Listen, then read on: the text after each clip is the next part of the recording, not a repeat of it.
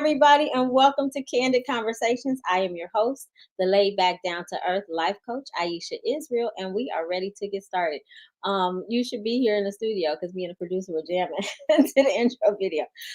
Anyway, so I hope you all had a wonderful and blessed weekend. I had a relaxing weekend for the first time in a long time. I did not have anything on my calendar. I didn't have anywhere to go, nothing to do.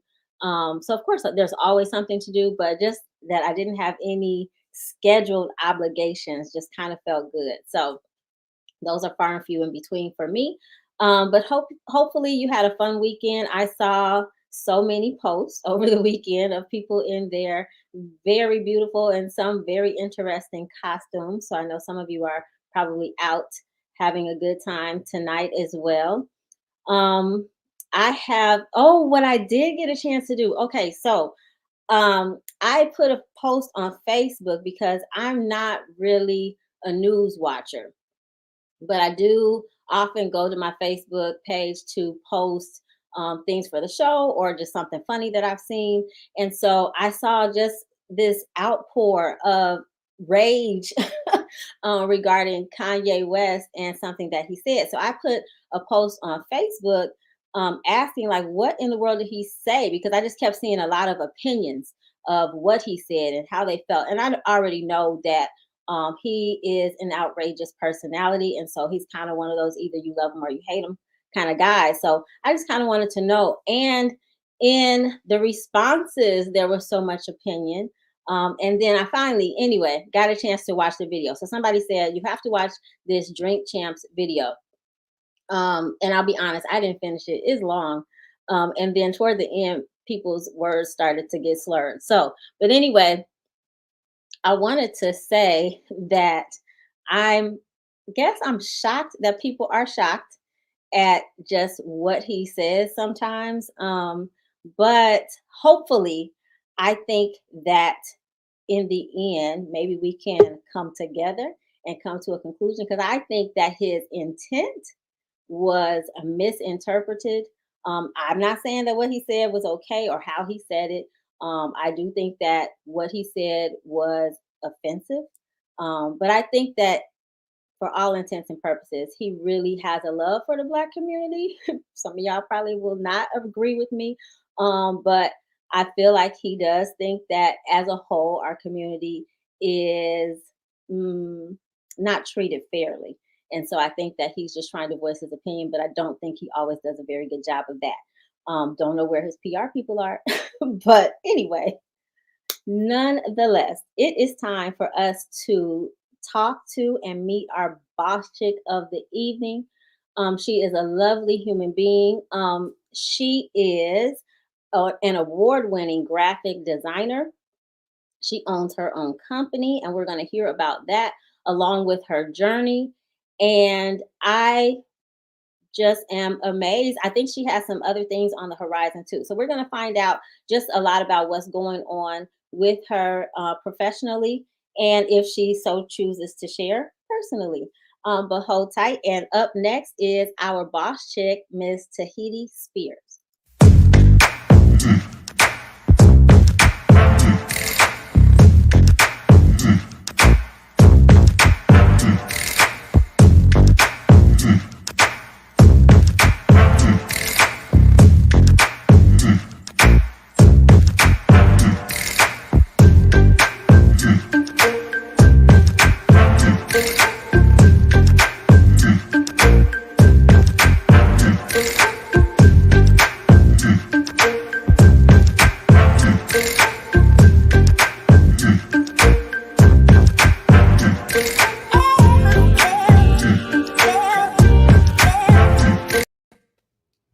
Hi there. Hi. How are you today? Amazing. I cannot complain. Everything is divine. Awesome. I love to hear things like that. It is so good to see you. I'm glad that you made it. I know things are busy. I keep seeing you have new things going on. So I'm looking forward to hearing about what you have exciting and new. I'm trying to think. I remember, you probably don't remember the very first time that we actually connected. I Um, you do? do.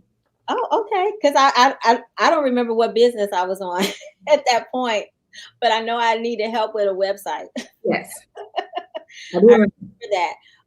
And so you have since taken off uh, since long ago with the website. So I want to hear about how you came to be the owner of. Now, how do you say it? Is it 0514 or is it? Yes, it's 0514, but I rebranded it to basically have the word like "oh" like as a surprise element to it. So it comes off the same as 0514. Some people say zero, but I'm like, let me correct you. That's why I rebranded it so people could enunciate it the way that they do when I present myself.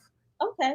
Well, cool. So I'm going to give you a moment to just kind of introduce yourself, tell us who you are, and then I will get into some specific questions. Okay, well, I'm Tahiti, and as you have stated, graphic designer. I've coined myself as an art director now because I've put my foot into different spaces as far as content and marketing, even like brand strategy or strategic like consulting. I'm trying to figure out how to like branch or add that tier specifically to my service. Okay. I've been designing for at least 8 years.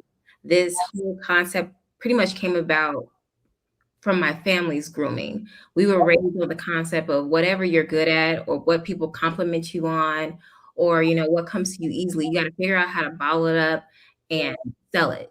And Yeah. that's what I was groomed to, learn or just, like, take as a vibration. So I realized, and my parents did as well, it was like, "Oh, she's just an artistic, creative kid. We have to figure out where can we put her in order for her to leverage where her work will never really feel like work." I feel like a big kid that just gets paid to do exactly what she loves.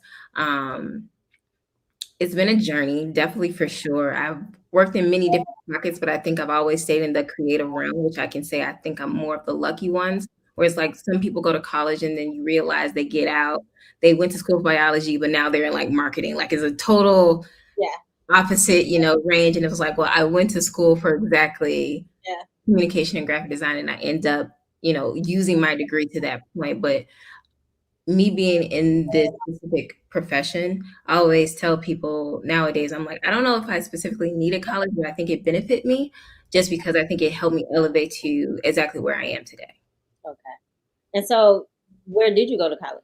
So I went to Western Illinois for my undergrad. Funny enough, I went there for horticulture because my high school was agriculture. So I did do a little oopsie.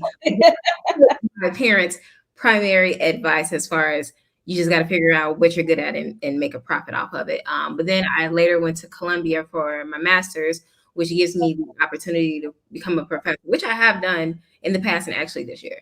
Okay. Now, question, because I've heard that Columbia College in Chicago, right? Okay. I've heard that Columbia has a lot of great connections when it comes to the artistic world or in the field of design. Did you find that to be true? I don't know. I'm just No, I found that to be very because basically where I went from undergrad, they gave us the tools, but they didn't give us the skill. So basically, when went to my master program, I got to meet these teachers who work with people such as in the likes of like Chanel and Balmain. So I got to take that European structure and make sure to turn it into something that's modern and minimalistic. Because okay. often we see things designed in our neighborhoods and we're like, why are they so gaudy? Why Yeah, are they just doing so many things? And they made me realize like in order to catch the consumer, first, the product must be good. yeah, Two, the brand must be eye-catching. Three, yeah, don't overthink it because they'll overthink it. yeah. Yeah, but Columbia definitely had the resources, and even till this day, I still see like classmates that I've were in class with, or even like professors, but they were all invited. It more felt like a family structure because I think in master program they're like, you're here for a purpose. You're trying to win. We're Right. not just trying to teach you. We're trying to give you the tools in order to flourish in some capacity. And it's nice to actually have people that have worked in the realm, which some institutions that isn't the case. Okay. Okay. Yeah, So would you say you had to hustle? I mean, I because you have your own business and that takes a lot. it is. I know that you're doing what you love to do, but I mean, because I don't know, you seem really um, graceful in what you do, and so I don't know, like, does it come easily to you, or did you have to hustle? Like, do the clients just fall in your lap? Like, what's going on, Tahiti? I mean, I love the word grace because it is kind of that. Like I've never done any marketing or email blasts. It was more so, I think I caught the pocket of social media at the perfect moment. It was a moment where we were all graduating from college and all of us had this mindset that we don't want to work 9 to 5s forever. Or it was the concept, we don't want to work for the man forever. And then Instagram, were unaware of really what Instagram was. We were like, oh, it's a place to like post our pictures, but somehow it ended up becoming this marketing tool. And I was in the right space at the right time, networking with my own peers, basically saying they wanted to produce their own companies or they wanted to produce content. I'm like, well, I can do that for you. And then doing that as a creative, I started off lowballing myself. But then I started to realize and do research amongst other designers and see what they were charging. I was like, okay, I need to change this. I need to create a structure where it feels like a business and I don't feel like just your friend designing for you. Yeah. So I got the grace of it all. I came in the right time in order to flourish. Okay. And so I have a question for you because I've seen pictures of you. You're gorgeous. What makes you choose to be like behind the camera? Because you can definitely be in front. On my personal page, I have become more in front of the camera. And it's funny you say that. A lot of people have mentioned that until they meet me in person. They're like, I had no clue that you were the person behind my emails or behind the situation. And I think the reason why I have done that, or why now I have become more comfortable coming out with it, prior to it was if I met up with girls, specifically talk about men. If I met up with a man, it's like now we're no longer even talking about the business. Now they're engaging as far as like, what do you do on your downtime? I'm like, aren't we here to have like a meeting? So even within my business, I created a structure where you don't technically have to meet me unless it's necessary. So it's like, it takes like 5 steps to actually get here. In some moments, I feel like, okay, I actually do need to meet you because it's just like not coming through. But I think that's the reason that I sway away, because I want people to see me for the work, not the beauty, but just actually what I present and have as a talent. Okay. And so because I've seen just you in different stages, what is your primary focus right now? Because you're not doing websites anymore, right? No, so I've expanded my team. So websites still live in the house of 0514 Design. I just hired a web designer. So I have a web designer and a copywriter. So I realized at a certain point, I was like, I'm not an octopus. I can't do all of these things. I don't have that many hands. I can, but also that is something where it would just like strain my lovely lifestyle that I like to have. I like to have that freedom of range and go celebrate my wins. And I think the point of where you can't gatehold all of these clients. The point is, once I feel like people get to a certain place, you must share that wisdom, you must share that journey, you must share that experience. And if you do that with the right people, they won't bite your hand. They'll more than likely be grateful, or they'll go and do their own thing. But I think that's kind of the point, because that's where I came from. Okay. The man who taught me basically took me into every room, let me see his process, let me see how he had to give to gab in order to sell everything. And when I left, it hurt, but he was like, I knew this was going to happen. I was building you to this person, and I'm hoping the people that are right with me see that. Like the young lady that I have is phenomenal, and I meet up with her every once in a while. And I'm just like, how do you feel? I was like, I want to groom you to leave, but if you don't want to leave, please. Because my old boss, honestly, I still work for him. It's like, you don't want to bite the hand that fed you. Right. Exactly. Yeah. Especially when they're good to you and they're open and they're honest and they're transparent and they're genuinely helping you. Yes. I absolutely understand that. And then you pay it forward. You're doing the same thing. So that's awesome. So I know that I saw something about Target. I don't know. Was it? We're going to get at Target, though. We're going to get at Target sooner or later, one of these years. But one on the table. As of recent, I would say early this year, an opportunity came across from the Rolling Out magazine. Basically, they had like a competition for people to produce a clothing line for Black History Month. And I'm not going to lie to you, I was at the last minute. It was like my birthday weekend. I was like, I really don't feel like doing it.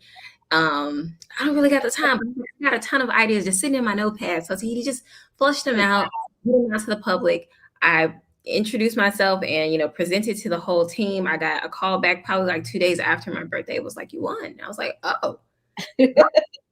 because I was like, I wanted to offer them something that didn't look like something they've done before. I wanted to give them a story. It was like, as Black History Month comes around, a lot of people like to bite us in order to get, money off of it. We saw that during Juneteenth. It was a certain product that even didn't need to be branded. We don't need Juneteenth ice cream.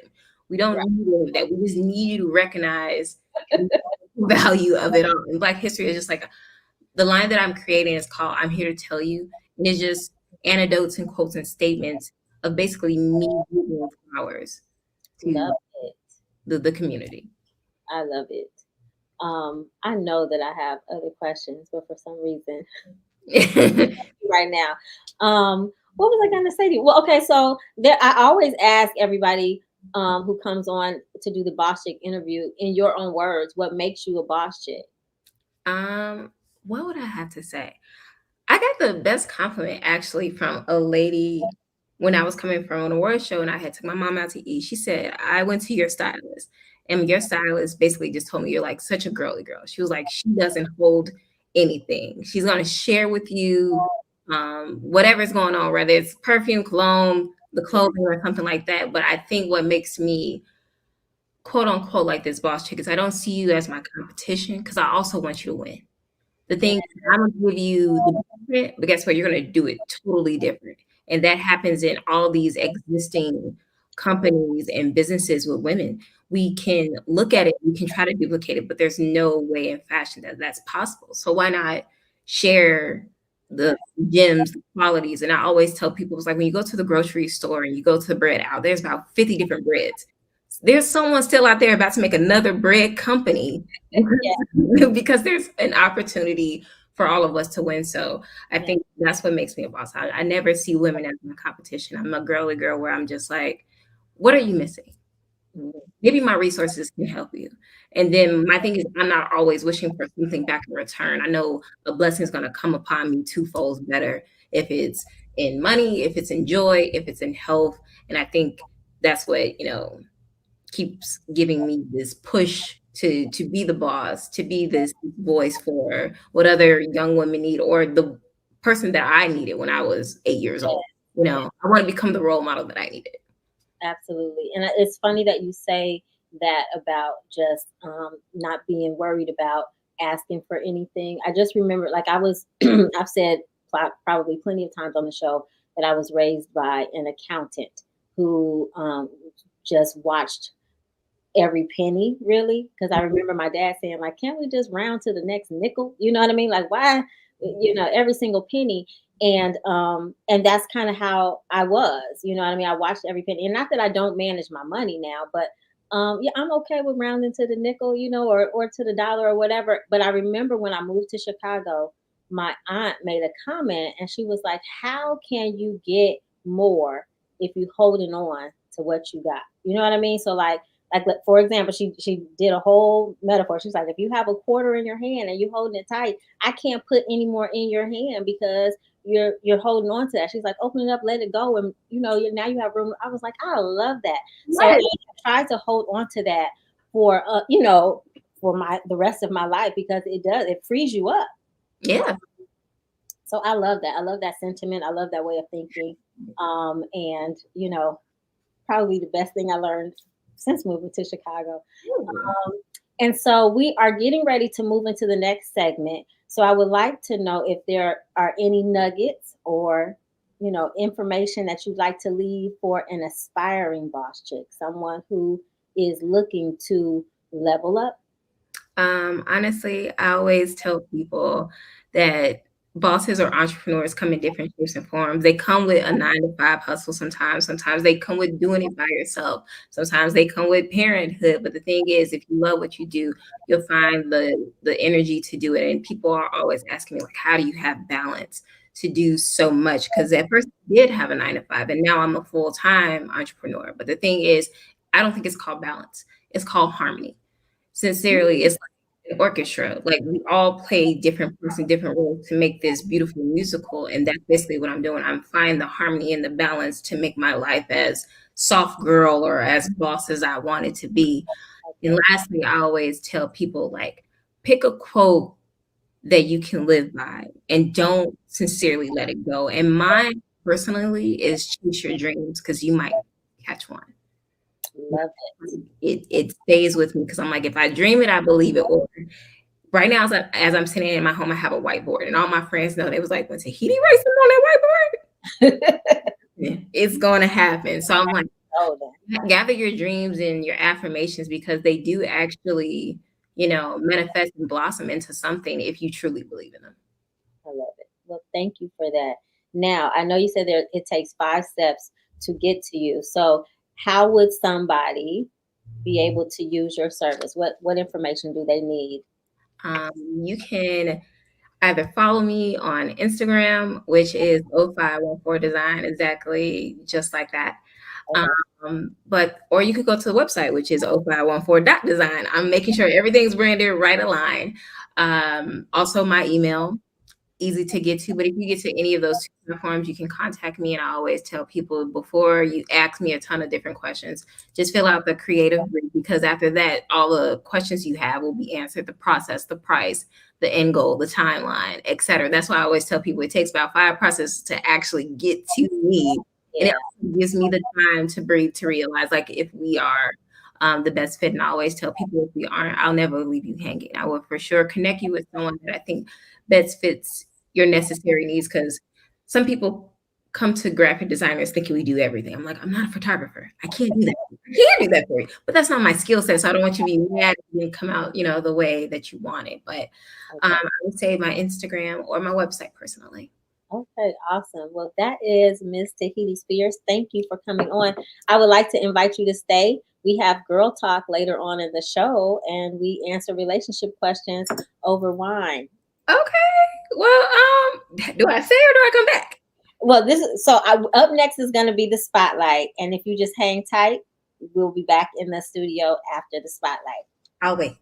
All right, thank you. All right, everybody. Up next is Vanessa. She's finally here. I'm so excited with the spotlight on.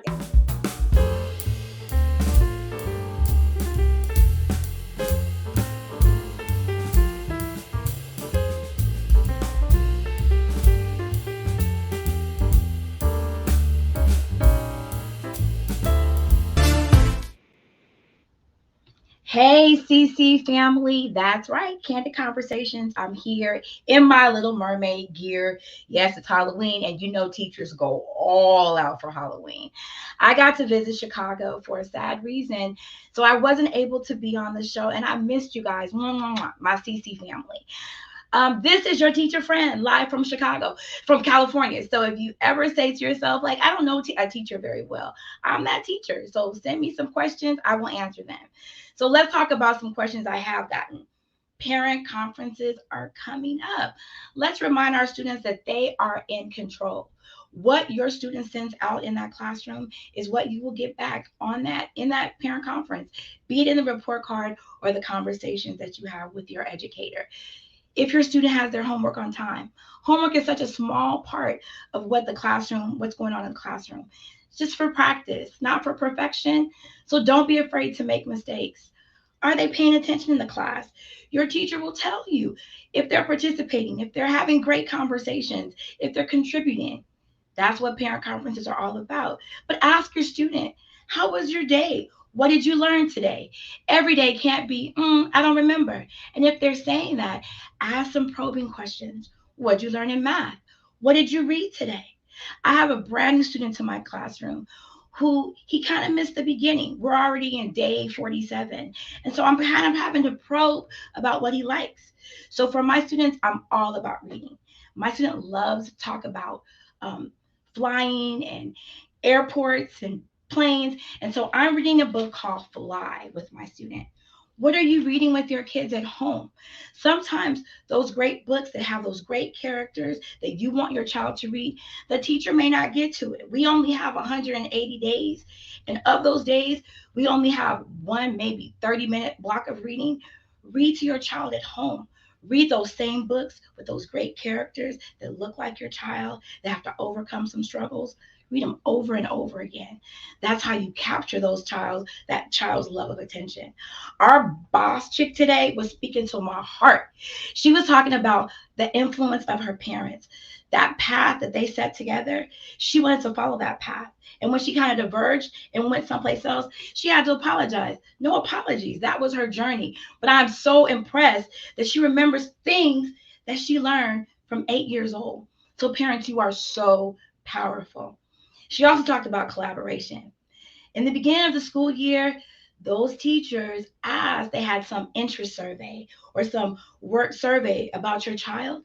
They wanted to know about your child. For my new student, the parent didn't want to fill out the survey, but that meant I had to spend some time to figure out who they are. That's the way we collaborate. You know your child best. Fill out that interest survey. Tell the parent what your child loves. Tell the teacher, sorry, tell the teacher what your child loves. Talk about your student's strengths and their challenges. It's okay. What does your student need? Communicate. All right. So we're in collaboration. We're on parent conferences. Now I'm going to tell you a big secret. There is no conspiracy at the school against your child. If you feel like, I feel like that teacher doesn't like my child, I doubt very seriously. When I went to Chicago, I went to the funeral of a close member of my family. She was a school clerk and she knew every child's name. The cafeteria lady, she sees your child. The bus driver, the coach, they see your child. They see them every day, 180 days, and they want them to succeed. They want them to win. And every child on that campus can win with our support. Get to know your school community. Those people on that campus, like my cousin, will be those lifelong aunties. They'll come to the graduation parties. They'll celebrate their wins. They'll help you with their losses, whatever you need. So we in education want your child to win and succeed. So let's win. Let's work together. See you later, CCs. Thank you, Candid Conversation family. First and foremost, you need to have your wine. Oh yes, it's time for Girl Talk with Dawn B, LaTanya, and yours truly, your laid back, down to earth life coach. All right, ladies, it's time to decide. Would you like a question, a scenario, or a personal truth? Think about it, but whatever you choose, just don't forget the wine. All right, now it's time to get this conversation started. Hey, ladies. Hi. Okay, so Happy Monday. Monday. It is Monday. Vanessa, the hair. So, Halloween, girl. It is Halloween. I am giving you Little Mermaid vibes. yes, so much life over there. I love it. Okay, so really quickly, let me just introduce the panel to the audience. So to the, is that the right of me on the screen? Okay, whatever. Vanessa is next to me. Welcome, teacher Vanessa. She just gave you the spotlight on education. We have our guest co-host, Alicia. She's here to work it out with the relationship questions on the panel. And we have Dawn B on the panel. Hey, how are you? Amazing. How y'all doing? Okay, good. And tahitispears. She was our boss chick this evening, and she's going to join us and help us answer questions. All right, so this is how Girl Talk goes, ladies. We have a choice of a question, a scenario, or a personal truth that we're going to answer. And so when it's your turn, you get to choose one of those, and you get a chance to answer uninterrupted. And then when you're done, the rest of us will chime in at leisure. All right.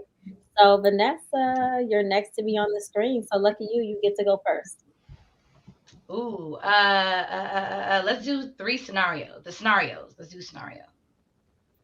Okay. You ready? Your scenario. Yes. Okay.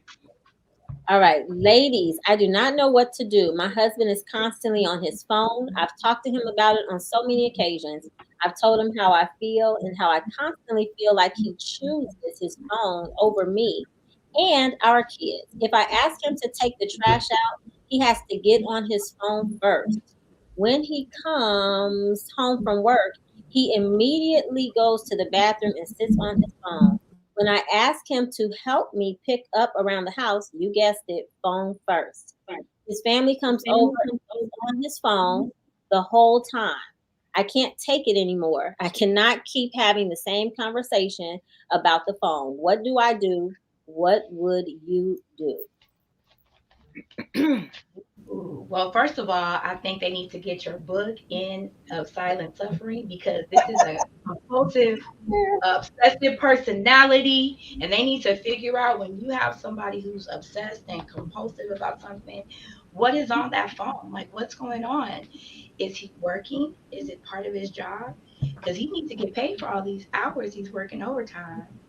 Um, and what is that distraction about? What's all that? It's a lot.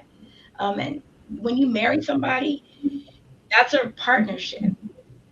Where did the phone become part of the partnership? Mm. Okay. So could I do it? No, no, no, no. What would I do? Have them read your book, get into counseling, because he's obsessive and compulsive. I love it. Thank you for the plug. I appreciate that.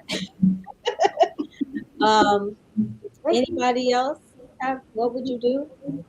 They I don't really have anything to offer to that because I'm the person on the phone. So I'm gonna listen for the stuff y'all. Maybe I'm obsessive and compulsive with the phone. I don't know. Yeah. Okay. It might be a habit too. Like, he's addicted. Sometimes it's a habit, and you got to break the habit. But it seems like he doesn't even want to break the habit. It's a total disregard. So divorce. If he on the phone plan, make sure you put him off before you do the divorce. Oh, I think it's something that needs to be had. There's something in that phone for sure. But like I said, it could just be a habit. But I'm like, can we play something as far as like, let us put it down? Like, can we have a conversation? Can we converse? Like just me and you? I feel like COVID did that to a lot of people. Because I'm also a person. I'm like, I'm on my phone so much due to like businesses, entertainment. But I think there needs to be a moment. Maybe they have like offline hours or something like that if she's willing to work on it. But if she said it so many times, it's kind of like you're begging your partner now. Mm-hmm. see, she didn't enforce it because it's not. You're not gonna be saying that for months. Yeah. She probably be like, I wish you would get off your phone. Nah, get off your phone. Well, you know what? So I'm probably the person on the phone more, but both of us are on the phone a lot. But I hear my husband. He's like, okay, you on the phone again. Sometimes I have to clarify. Okay, right now I'm posting flyers for the show. Right now I'm responding to an email. Right now, you know what I mean? I don't just like go hide on my phone or just ignore my husband. And then I do try.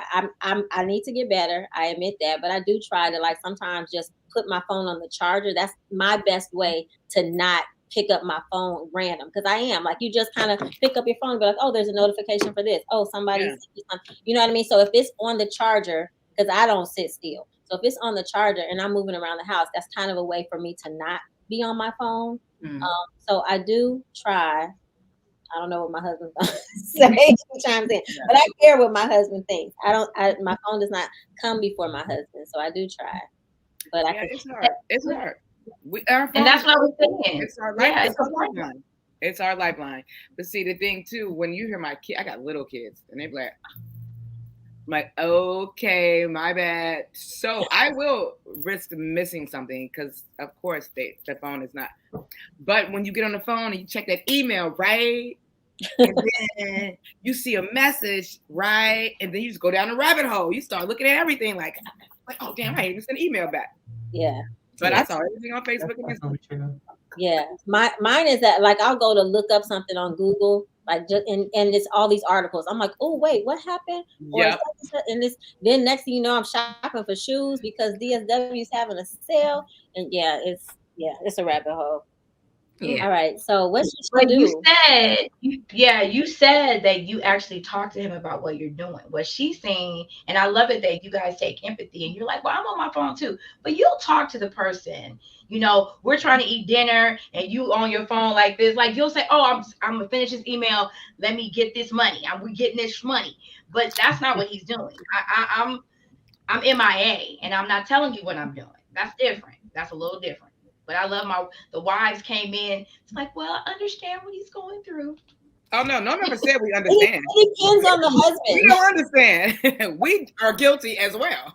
Yeah. It depends. Yeah.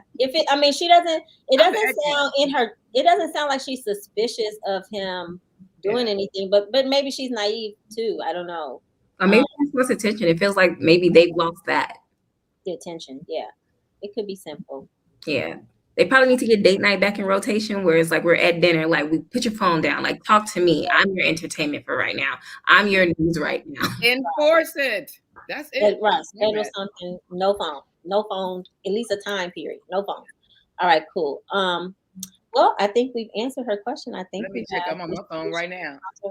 All right, Alicia, you're up next. Would you like a question, a scenario, or a personal truth? I'll take a personal truth. All right. Without blaming your ex, what should you have done differently in your last relationship? Without blaming your ex, that's the hard part.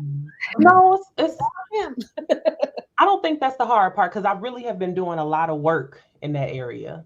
Okay. So I think I've gotten to the point where it's less about what they did and a lot about what I did. I probably would have done more work on my relationship to grief, abandonment, and romantic relationships to others. Okay. So I think that would have been my work. If I had done that before, maybe I wouldn't even ended up in a relationship with the person. And so then I wouldn't even be having the conversation about them as an ex. So for me, I think that's what I would do. And I think when you get past the initial pissed offness, if that's a word, creative. Once you get past that initial pissed offness, you like, damn, you seen the memes where you pull the mask off and it's like the real villain was, and it be you. We do. Okay. Right, it's you. When they pull the mask off, it's you. So yeah, I think if it's one thing that I admit that I would have done differently, it would have been those things. Yep. Growth. Mm-hmm. Yeah. Nothing for me because I was perfect. Mm-hmm.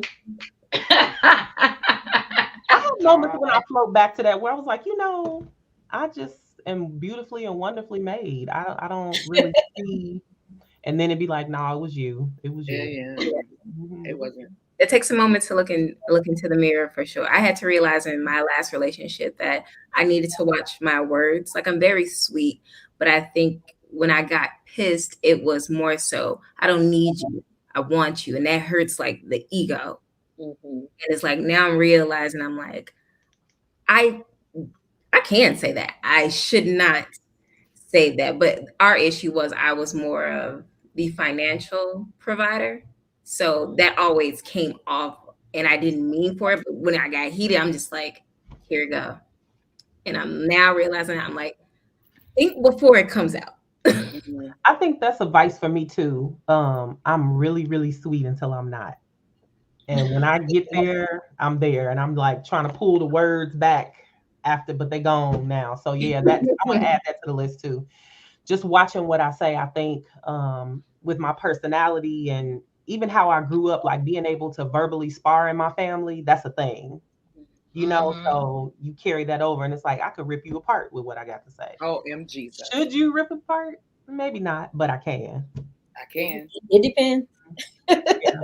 Some people do that grief counseling piece, Alicia, you let that slide a little by, but that grief counseling piece, I mean, I lost my mom, and you're right. If I hadn't have lost my mom when I met my husband, right around the same time I met the person I married, we were together a long time. But if I wasn't such in a grief space, I don't think we ever would have ended up together. He just would have been another boyfriend and nice relationship, and we would have. But everything in my life became something I held on too tight. So that grief piece is so true. And you never get over heavy losses, but you have to learn to deal with it. Like you said, I totally agree with you. Totally agree. Yeah, I mean, I think that particular thing spiders into other stuff, So like you said, I mean, it affects maybe how you take care of your body, your relationships with friends and people that you would have romantic, all sorts of stuff. So yeah, I agree. I think what I would have done without blaming my ex is I would have not cared so much about how it looked on the outside. I think I spent a lot of time just trying to make sure that, whatever we were going through just wasn't detected. And I was going through a lot. Read my book. No. But and then also too, I am a mathematical person and things need to make sense. And so I would ask questions and I would kind of wait until I got an answer. I don't think I would have waited, like moving forward. I should not have waited so long. Like if you can't answer the question, then I need to just move around. You know what I mean? I made excuses for not getting answers to certain questions. And I definitely won't do that again. I'm sorry. She just made me think about something when you said that. Just thinking about the pressure on Black women or women in general to be in a place where nothing is out of place, and when it is, or you make up the shame of being in a situation that's not in place, not even just romantically, just work, whatever.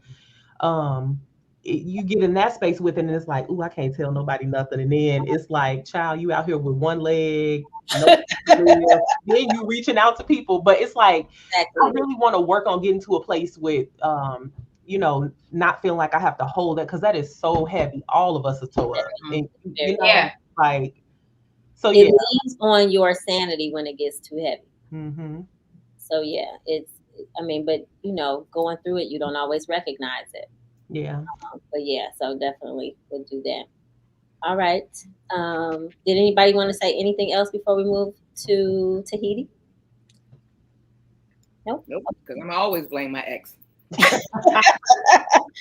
Okay, that's the end of that, huh? All right, Tahiti, would you like a question, a scenario, or a personal truth? Let's go with a scenario. I feel like we have a lot of input as a group. Let's see. All right, let's see. So I'm wife number 2. My husband was a widower.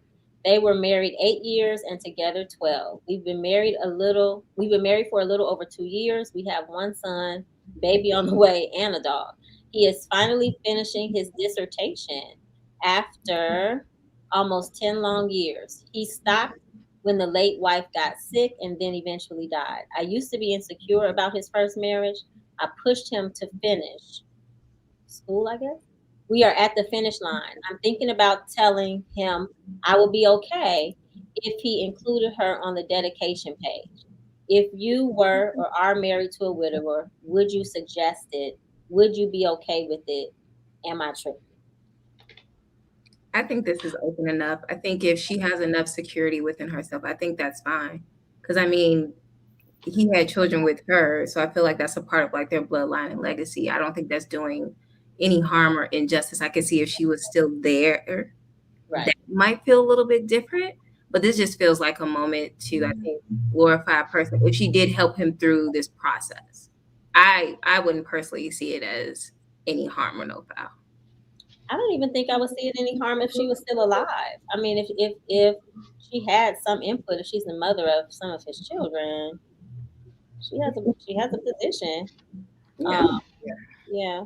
I mean, it depends on what the application says, but I don't think I would have a problem with that, alive or not.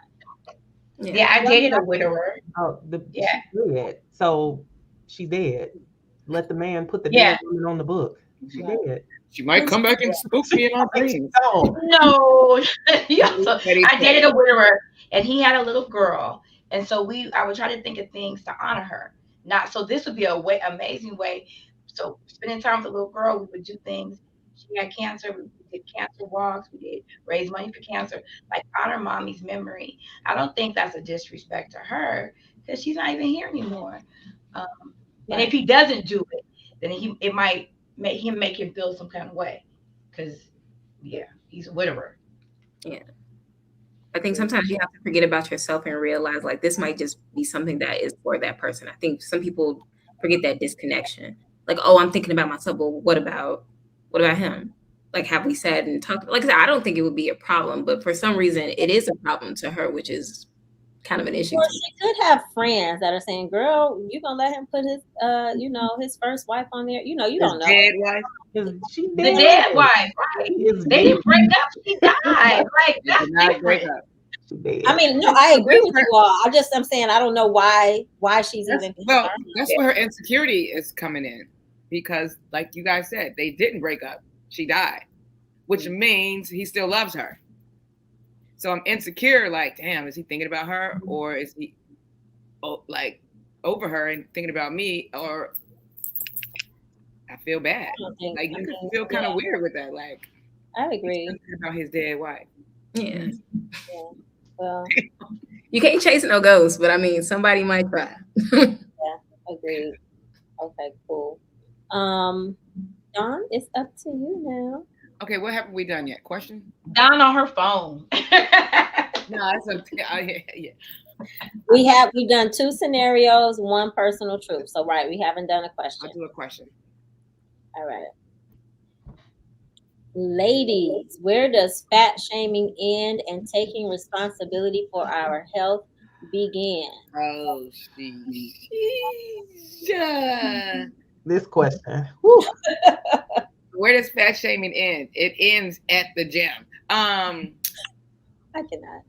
It ends when your fat ass think you a big girl. What? Really a fat chick. I don't know. Because big girls are like little kids that didn't cry when they fell off their bike. Like, you're such a big girl. But the adults be like, I'm a big girl. No, you're not. You fat. But I don't know where it ends. I don't fat shame. I don't. You just fat shamed all over the last minute. That came from being thin growing up. I was so thin, and people would say so much skinny jokes that they thought it was funny, but I was actually very hurt. Like, it made me super self-conscious. I did not wear shorts until I was like in my 20s. So mine was the exact opposite. So that's where I came up with the fat girl jokes. Like, what the? Like, huh? I said, did you really? You came up with the fat jokes? Because I was being accused of just being too thin to win. It's strings hanging from your skirt. I'm like, so you were lashing out because somebody. And I'm just like, y'all, like. So you were thin. So you were body shamed. So it's like, when does body shaming? When does body shaming just end? Right. Period. Like, we don't want a body shaming. Exactly. I mean, because some people are just built thin as hell, and some people are built big. This is true. Yeah. Some people do not. I think that fat shaming ends when you stop over. Because when people be eating, like, come on. But I think where we go wrong is that we assume, like you said, some people are built differently. We assume that because somebody is shaped a certain way, that they are out of control with their eating or something. Unless like you that. see them. We really don't know. Sometimes in my older age, I've learned about thyroid conditions and diabetes, and there are different things. And woman weight. And water weight. And look, just getting older. My woman weight came early. I mean, not early, but when we get a certain age, we get a certain weight. I think, well, I never know if people are telling the truth or not, but sometimes, you hear people say, girl, you look good in that. When they don't really look good in it. You know what I mean? Like, just don't say that. Like, why lie? Those aren't your real friends. That's Yeah. That is somebody that is sincerely just letting you go out and do your own thing. But I think shaming honestly comes from like people that have placed it on you as a child and whatnot. Is the place of confidence that you sincerely have to find. Like, I've always been a quote unquote very juicy and thick child. So it was always like, why did you look so grown? Why is she wearing that? Like, I couldn't wear shorts. I had to wear capris, or like lots of men had to be distracted away from me. But it's like, as I got older, my mom always put on me. She always told me, she was like, you're beautiful. You just built this way. She's like, that's just our family bloodline. There's nothing you can do about it. You can't look like your skinny counterpart. You can't wear the type like she would grit your stomach flat, but you about to catch an eye of a 20-year-old. So I think it's built at home and in that household is the confidence of the parents, where I think it starts, where it's like, you don't even hear the shame anymore. Like I hear people used to say like, oh, she's thick, or, oh, you're on like 5 pounds of getting fat, quote unquote. But I'm just like, I'm healthier than you. I can run 8 miles around you. So I'm like, the appearance doesn't matter. Right. It's the internal. So you have to build yourself within to deal with the attack you were going to get, because the attack is coming. And that goes back to the question, where does body shaming? And like, it's not about her being healthy, because I believe it. Like, I believe you're out there. Some of us are just, I've never been a size 6, never. Even at 8, I had a booty. That's what it was. And you're right. Instead of people like, oh, we out here looking fast, I'm just wearing what other little kids are wearing. I just happen to have a booty. And if that old man is looking at me, that's on him. That's not on me. Don't body shame little Black girls because they're brown. But on the other end, my mother wasn't letting me just eat anything. You know, she would be like, we allergic to soda. We're not allergic to soda. She just didn't want to drink soda. So as a result, I didn't grow up drinking soda or, you know, having salt, because she had high blood pressure. So I've built how I am because of what it is, not because I ate myself thick, you know. So, I struggle with that question, because the way that it's worded, it's almost like the fat shaming has something to do with your personal responsibility. You know what I mean? I think for the person who's on the receiving end of the fat shaming, it has to come to a place where you realize that these comments, whether you're fat or skinny, are external things. And you have to focus on the things that you are in control of and the things that are internal in order to deal with what may be manifesting with you physically. You know what I mean? Yeah, but at 5, you don't have that ability. Huh? But at 5, you don't have that ability. No, I mean, well, you definitely don't have it at 5, but I'm more so talking about like today. You know what I mean? But that's when it ends. It should end at children. Just stop. Any comment about anybody's weight and body hurts. You eat like a bird. Well, do you want me to eat like a whale, like your big ass? See, that's what I'm saying. It's like, damn, which way does it go? So I agree with you, but that's not how I understood the question. I thought that was about fat shaming only. I just say stop. Back up. Yeah. That was all fat shaming. Okay, so it says, ladies, where does fat shaming end and taking responsibility for your health begin? That's about a fat person being unhealthy. Yeah. And I wonder, like, I don't know if the person who wrote it is somebody who has been fat shamed or feels guilty, or that question sounds like this. When are we going to stop fat shaming, and when are fat people going to take responsibility for their health? That is kind of so it's like a double-edged sword, really. Yeah, so we can stop fat shaming. When are fat people going to take responsibility? Yeah, that's what that question is. I think so I do see that side of it. I feel like that has been the remedy for people when they're confronted with fat shaming, like, okay, well, be healthy. But I think when you break that down, that's an apple and orange conversation, because personal responsibility is completely separate from whatever you say about me. Personal responsibility, personal opinion about self, all that is, you know, separate of you fat shaming. You know what I mean? And so I think to even compare that is on the end of the person doing the fat shaming, it's like that ain't got nothing to do with it. The person who's receiving it, it's like you got to work to a place. Because I mean, it's just like the idea of how we dress. Somebody brought that up, right? It's unfair that women are put in a position because I'm shapely too. So I can remember being 8, 9, like, you know, and I'm like, damn, I'm having to put on 12 panty girdles to go to church. But this a grown man that needs to control himself. Like, what are we talking about? So I feel like you just can't talk about. I think it should be a conversation of like ending fat shaming, personal responsibility for health. That's separate to me. Everything. Yeah. I hear you. Yeah. Okay. Damn, I picked a lack question. John, I do agree with you though.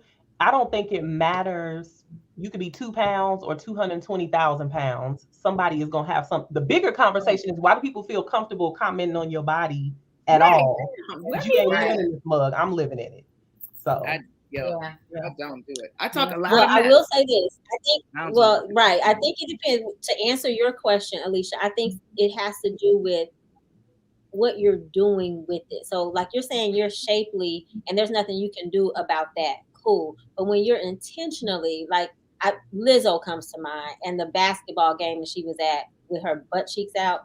So people saying that was inappropriate, they automatically went to fat shaming, and I didn't think that at all. I just thought it was inappropriate.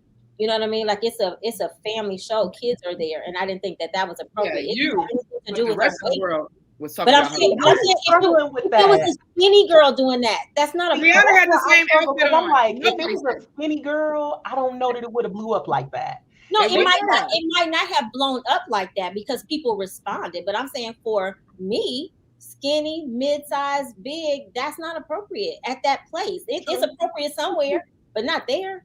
Yeah. So that was my. Well, I didn't have a say on it at all, but I just saw like a lot of comments, and I was like, why do people immediately go to fat shaming when what she wore just wasn't cool? I agree. Fashion has been completely just blurred as far as lines. People don't know how to dress appropriately for certain things. Like what people like to call BBL fashion has went out of the pocket. Like if we go to like a nice restaurant, why you got so many holes in your dress right now? I don't need to see a vagina with my steak and my mac and cheese next to it, honestly. Like Miami, do whatever you want to do. It's cool. There's certain places and certain standards that exist. So I agree with you. Lizzo wasn't wrong, but it's the scenario and the facility where it doesn't fit. Yeah, like a party, a beach, cool. Lizzo was wrong for putting that big ass in that outfit. Stop it. Okay. I'm gonna take a question. I'm gonna get y'all shut down. Okay. You can cancel me. I'm trying to decide between a question and a personal truth. I'm gonna go with a question. Why do men in relationships hate the idea of counseling so much? I don't think all men hate the idea of counseling so much, but speaking from, I mean, I've only been married twice. I really didn't see the need to go to counseling with anyone else besides husbands. And my first husband, we went to counseling. Like he went to the first session, and that was it. And he just, I remember him saying that the counselor was taking my side, and so he wasn't going back. Yep, that's what happened to me. But men don't like talking about feelings at all. We don't teach our men, or our boys, our sons, our men. They don't have like emotional, and that's Dawn. I believe it, but we need emotional levels of emotion. And men just don't get into that. And you're right. They assume that the counselor is going to take your side because usually you're logical. And they just want to be like, well, I did what I did because it was what it was. Like, no, okay, let's have a talk and let's talk this out. And why are you? But then oftentimes the counselor will take their side as well. So maybe in one scenario, the counselor will say, well, that makes sense. But they don't want to hang on because they know a lot of times they're doing stuff that's out of pocket. Yep. So I don't want to have another rational adult talking to y'all, talking rational. A little bit of sense that makes sense. Right. Logic and numbers, and that don't make no sense. That's going to make this relationship better. That don't make no sense. But I also think it's probably because the women are the ones who make the suggestion. Like, how often does the husband say, let's go to counseling? Right? Often. Really? In my America, yeah. I suggested for my ex-husband. Like, we were still married. He went, but then we went together. It was cool. He went by himself. Then it was going to be my turn. He couldn't take it. She was coming for me, is what he said. So now that we are divorced and we can't, he hates me because he didn't go to counseling. He suggested that we go so that we could properly co-parent because he can't think in his brain how to heal himself for the betterment of a 6-year-old and a 9-year-old. Oh, wow. Ridiculous. So men they just can't think past the day. We all the way into next month. That's how we think. Or farther. further. You know, all the way to Z. They still at A, like, oh, I'm gonna be hungry in an hour. That's the far. That's it. They can't go past it. I think we're dealing Right up. dealing with a lot here too, like Right. culturally, and not just the men, with us too. Like you go to therapy, like I don't know if y'all read Michelle Obama's book. She like, let's go so this woman could tell you that you're wrong and you can get your life together. She said that, and like that's what she expected therapy to be. Like, let's go so this woman can get you together and then we can go on. But they got in there and she was like, you toe up too. You know, so I think going in with an open mind on both ends, like, okay, I see all this stuff going on with you. Maybe it's some stuff going on with me that I'm blind to, but we could both benefit from therapy. And then you add in all that cultural stuff, like Black folks, I mean, we're getting better, but we're not going to therapy. We're not opening up about our feelings. We not, you know, so We're not going to the doctor. yeah. Oh, sorry. I think our generation of people are turning around a whole group of folks and getting them to look at life from a different perspective as far as healing, beyond just going to church and praying about it. And then, you know, maybe not realizing that along with prayer, you as a human have been granted the power to put action along with that. So, you know. I think it's also the random stigma from like back in the days, like, we don't need nobody else in our business. I think a lot of people still reflect that way, where it's like, she get paid to not tell anybody. If she do, it's not going to in a circle anyways. And if she does, we get paid, goofball. Exactly. Okay. Single for a long time. Legal responsibility to keep your secrets. Okay, well, ladies, on that note, it's time for me to close the show, but don't go anywhere. Don't go anywhere. I'm going to close out. Sit tight. Thank you, Tahiti and Alicia, for joining us. I'm so glad you made it, Vanessa. All right, sit tight.